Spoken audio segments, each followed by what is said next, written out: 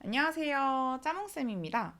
오늘은 여러분들이 보내주신 많은 질문들에 대한 질의응답 영상을 가져와 보았습니다. 다양한 영역에 대한 질문들이 굉장히 많았는데요. 오늘은 그 첫 번째 주제로 구상지와 관련된 질문들을 대답해 보도록 하겠습니다. 본격적으로 영상에 들어가기 앞서 제가 지금 교정치료 중이어서 발음이 살짝 부정확할 수 있다는 점 양해 부탁드릴게요. 그럼 오늘도 많은 시청 부탁드립니다. 감사합니다. 자, 그렇다면 본격적으로 여러분이 보내주신 구상지와 관련된 질문에 대한 응답을 해보도록 하겠습니다. 지도한 구상을 할 때 자료가 모형에 맞게 잘 주어지나요? 네. 실제 지도안 구상을 할 때 구상지에 나오는 자료들은 해당 모형뿐만 아니라 각 단계에 맞게 필요한 단계별로 자료가 제공되어 있다고 느꼈습니다. 물론 다양한 자료들이 어떤 단계에서 쓸지에 대해서는 수험생 본인이 판단해야 하는 문제이지만 제가 실제로 문제를 풀었을 때에는 해당 자료들이 모형에도 맞게 출제되어 있었고 각 단계에도 맞게 적절하게 출제되어 있다고 느꼈습니다. 자료 분석은 어떻게 해야 하나요? 각 모형별로 단계에서 수행해야 하는 역할들이 정해져 있습니다.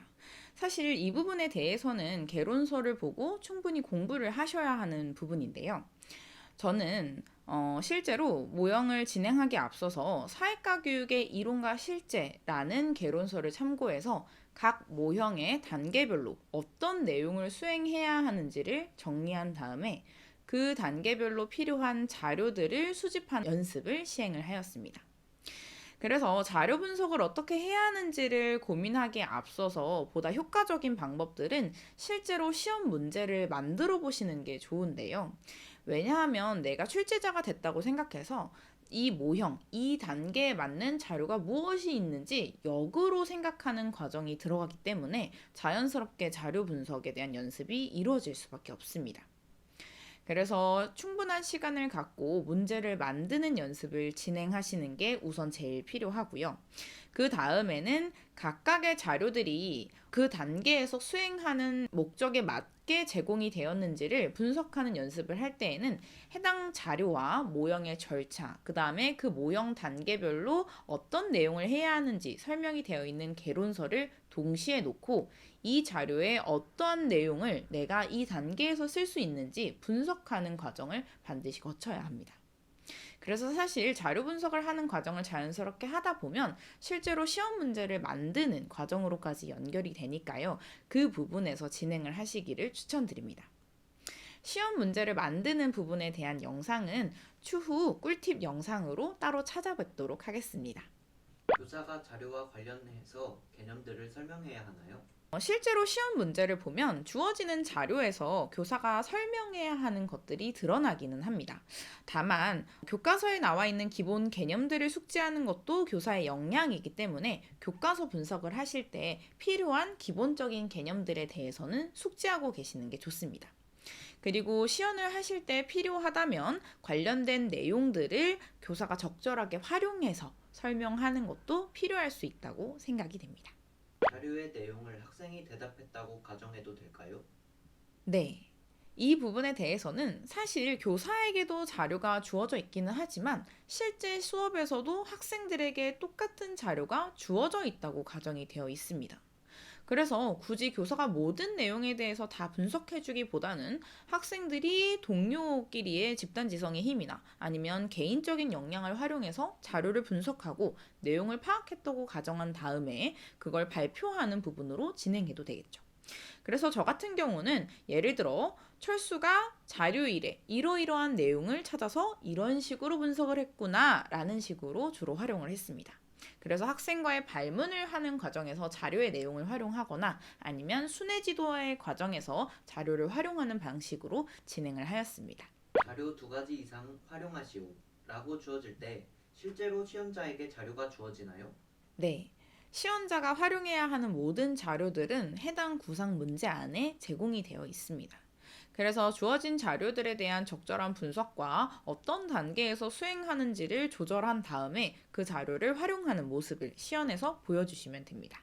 문제지에서 어떤 단계에서 어떤 자료를 활용하라고 나오나요?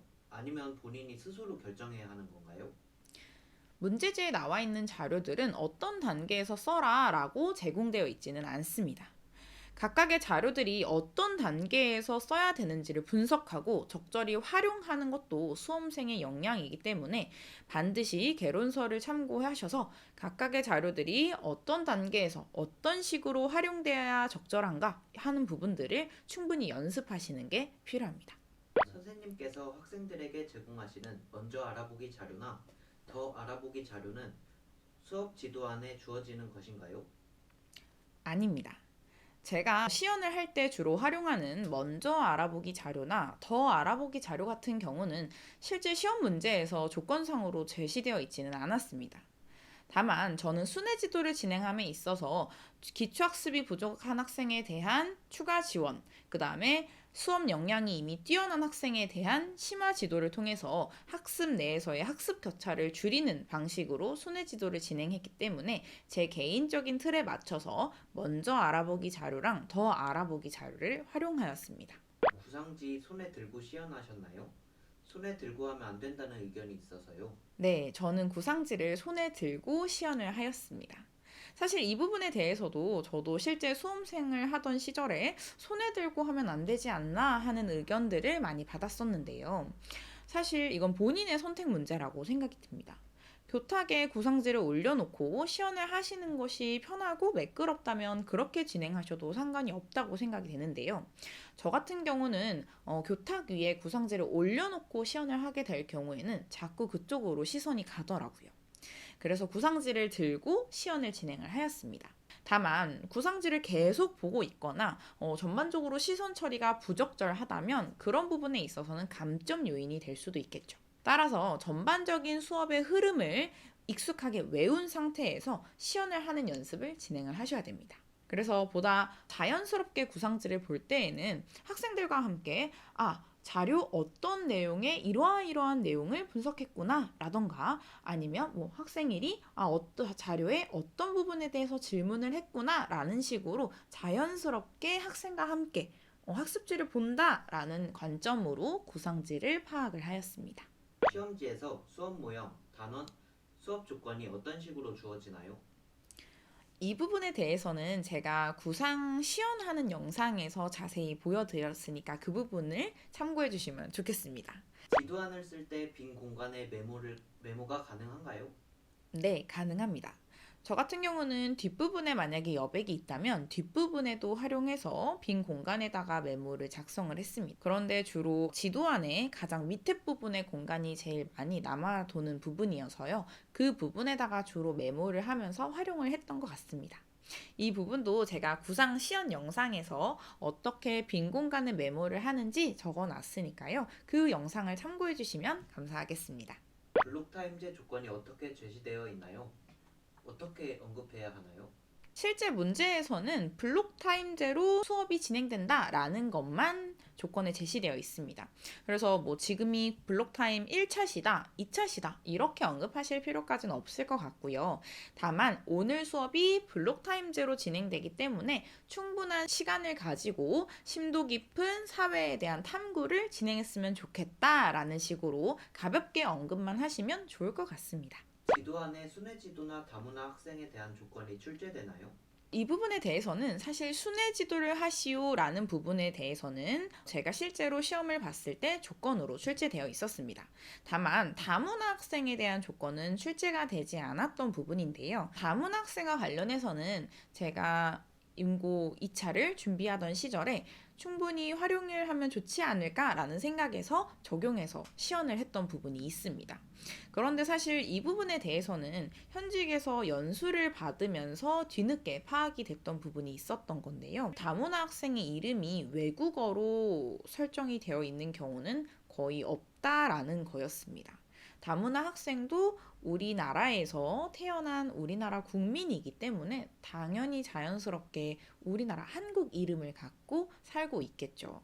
그래서 이 부분에 대해서는 제가 그때 미처 확인하지 못했던 부분이기 때문에 다문화 학생에 대해서 외국 이름으로 부르는 게 어쩌면 편견일 수도 있지 않나라는 생각을 뒤늦게 하게 됐던 부분이 있었습니다. 그래서 여러분들도 진행을 하실 때 내 수업에서 다문화 학생을 가정한다면 이 학생에게 혹시 편견이 되는, 차별이 되는 부분이 있지는 않은지 한 번 더 파악하고 들어가시는 게 좋을 것 같습니다. 전시학습은 확인 안 하나요? 만약에 조건에 전시학습을 확인하라 라는 언급이 되어 있지 않으면 전시학습을 확인하지 않았습니다. 다만 조건에 없는 경우라 할지라도 각각의 모형별로 전시학습에 대한 내용이 간략하게나마 필요하다라고 판단이 됐다면 그 부분에 대해서는 간단하게 언급을 하고 진행을 하였습니다.